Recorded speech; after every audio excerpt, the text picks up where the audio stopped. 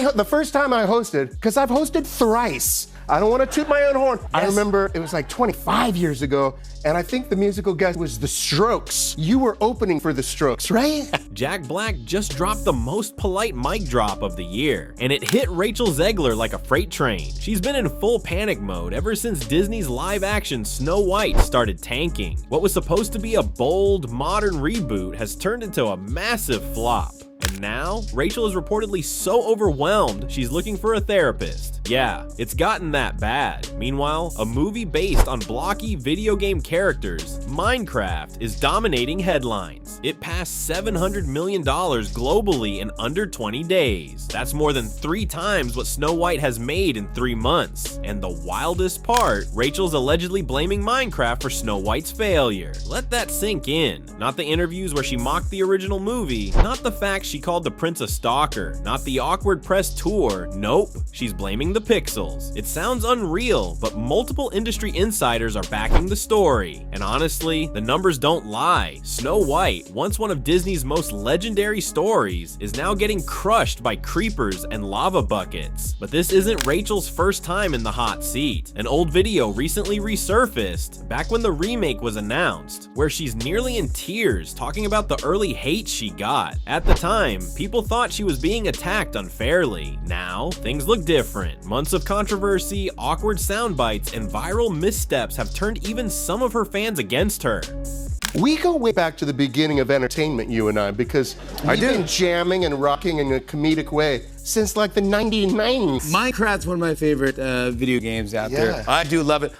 Instead of facing the criticism head-on, Rachel's been pointing fingers. Trolls, co-stars, the internet, everyone except herself. And Disney's noticing. According to reports, the studio is freezing its live-action remake strategy. That includes movies like Tangled, which were already in early development. Translation? They're scared. The Snow White flop has sent shockwaves across the entire entertainment industry. Not just because of the money lost, but because it's a symptom of something bigger. Audiences are tired of being preached at, tired of remakes that don't honor the source material, and tired of celebrities acting like fans are the enemy. More and more, fans are demanding authenticity. They're looking for the joy and magic that made them fall in love with Disney in the first place. Instead, they're getting press tours filled with condescension and marketing strategies that feel like lectures. And it's wearing thin. While Rachel scrambles, Jack Black steps in with just one sentence. In an IGN interview, when asked about his role in the Minecraft movie, he said, "I don't want to brag, but it's a big deal for me to receive this movie. That's it. That's the shot. Subtle, humble,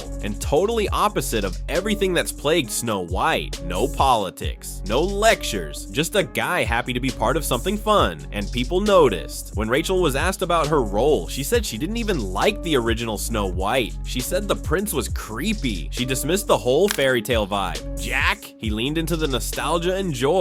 Rachel, she made it sound like a chore. This contrast wasn't lost on fans. In fact, it exploded online. Clips from Rachel's interviews were stitched next to Jack's with titles like "This is how you win over an audience." Then came the internet's brutal twist, a viral meme showing Jack Black roasting a chicken in lava with Rachel's face edited onto the chicken. It exploded online. People said it felt more honest than the entire Snow White reboot. While Rachel sat in half-empty theaters, Jack was trending across fan pages, Reddit threads, and Twitter X posts. And fans weren't just laughing, they were comparing. Jack's lighthearted, fun energy matched exactly what audiences wanted. Rachel's version, preachy, dismissive, cold. And that contrast goes deeper than just personality. It reflects 2 different approaches to filmmaking. Minecraft focused on joy, adventure, and nostalgia. Snow White tried to turn a fantasy into a TED Talk. The real sting? Minecraft didn't try to force a message, it told a story. And people showed up. Even South Park chimed in, again, with their now iconic Kathleen Kennedy scene. Put a chick in it and make her gay. It was brutal, but for many fans, it summed up their biggest gripe with Disney lately. Jack Black didn't even use those words, but he became the opposite of that stereotype, without trying. Back on Rachel's side, the damage control was picking up speed. Co-stars started talking, past interviews came back to haunt her. Even Gal Gadot, who plays the evil queen, gave a cryptic quote. She said the set lacked companionship, and that she'd talk about Rachel when she feels comfortable.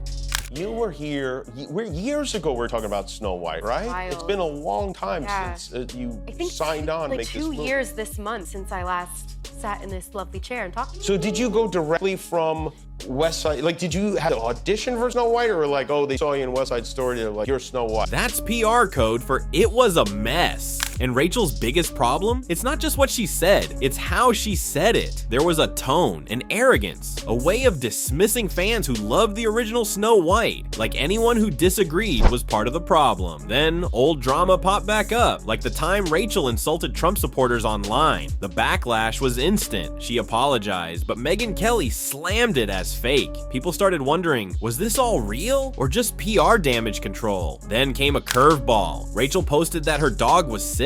She was raw, emotional, and suddenly the internet paused. For a second, people saw the human side, a girl under pressure, a girl who might have been thrown into the spotlight too fast. Critics even admitted it was the first time she felt real, but sympathy only goes so far. Behind the scenes, things were shifting fast. Rachel's future projects getting paused, studios nervous, directors quietly looking elsewhere. Meanwhile, Snow White still hasn't cracked $100 million in the US. That's not just a loss, that's a warning to every studio out there. It's no longer about one film, it's about brand trust, viewer fatigue, and whether Rachel's name means drama more than talent. And just when the noise started dying down, another big voice entered the chat. This whole thing, Snow White versus Minecraft, was never just about box office numbers. It became a reflection. One movie invited people in with fun and simplicity. The other got caught in contradictions, forced messaging, and interviews that made things worse. The audience voted with their wallets, and that vote sent a message louder than any review or tweet. It told studios exactly what audiences value: honesty, fun, and a return to form. Now, Rachel Zegler's name is tied to one of Disney's biggest modern failures, but she's not alone. She's just one more name caught in a studio trying to figure out who it wants to be. Disney's now canceling remakes in silence. No press releases, just quiet backpedaling. You can bet their next move will be safer, more calculated, and far from political landmines. Because after this, they know they can't afford another Snow White. Kind of nowhere near coming out. We're about 6 months away from release and no footage had been seen. And I actually got a really glowing recommendation from Steven Spielberg, Mark Webb, who directed Snow White, saying that, and I also got a text from Steven kind of alluding to the fact that I had gotten the part before I had found out.